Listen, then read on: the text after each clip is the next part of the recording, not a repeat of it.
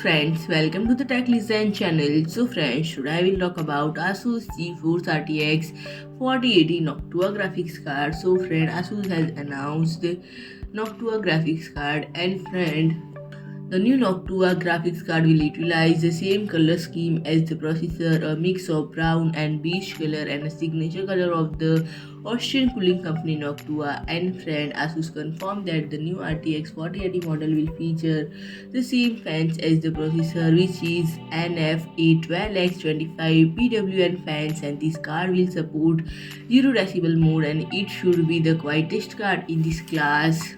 And friend, it will becomes with dual BIOS switch, lets you toggle between 5 and performance BIOS profiles and Sense software. And friend, this GPU Tweak 3 provides intuitive performance tweaking, thermal controls and system monitoring.